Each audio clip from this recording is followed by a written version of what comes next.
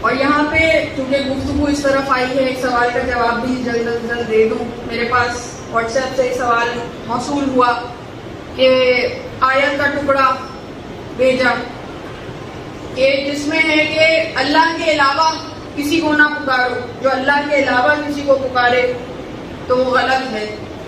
اللہ کے علاوہ کوئی فائدہ اور نقصان نہیں پہنچا سکتا، اللہ ہی خلق کرنے والا ہے. بے شک اس میں کوئی شک نہیں ہے. دیکھیے ان لوگوں کا طریقہ یہ ہوتا ہے کہ ایک تو ہمیشہ آیتوں کے ٹکڑے بھیجتے ہیں. دوسری بات یہ، ہم نے یہ کب کہا کہ وہ اللہ سے ہٹ کے ہمیں کوئی فائدہ پہنچا سکتے ہیں؟ ہم نے کہا وہ تو مرضی خدا کے تابع ہیں، مرضی خدا ساتھ لیے ہوئے ہیں، مشیت الہی ان کے پیش نظر ہے. بے اذن اللہ، اللہ کے اذن سے، اللہ کی اجازت سے، جس طرح عیسیٰ مردے کو زندہ کر دیا کرتے تھے. قرآن کی آیت ہے، قرآن کی آیت ہے، ہم نے نہیں یہ فضائل بیان کرے، قرآن بیان کر رہا ہے.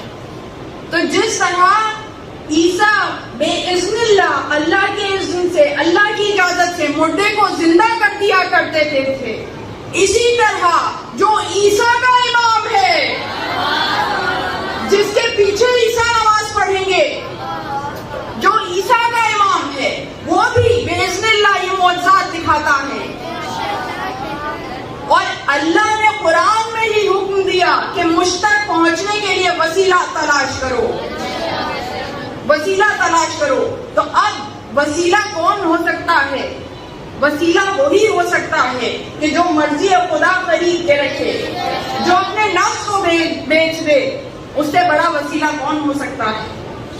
تو یہ وہ منتخب بندے ہیں کہ جو اللہ کے محبوب ہیں، جن کے لیے اس دنیا کو پروردگار عالم نے خلق کیا، کہ جو ہمارے اس دنیا میں ہونے کی ضمانت ہیں.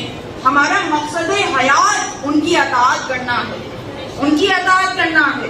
تو اب اگر کوئی یہ سوال کرے تو سمجھ جائیے کہ علم نہیں رکھتا، قرآن کی تلاوت کرتا ہوگا مگر قرآن کو نہ سمجھتا ہے نہ اس کی ہدایت پہ عمل کرتا ہے. قرآن سے ہدایت نہیں حاصل کرتا، قرآن سے فقط ثواب حاصل کرنے کی کوشش کرتا ہے. اس لیے کہ جو ہدایت یافتہ کو چھوڑ دے، جو ہادی برحق کو چھوڑ دے، اسے ہدایت کیسے ملے گی؟ اسے ہدایت کیسے ملے گی؟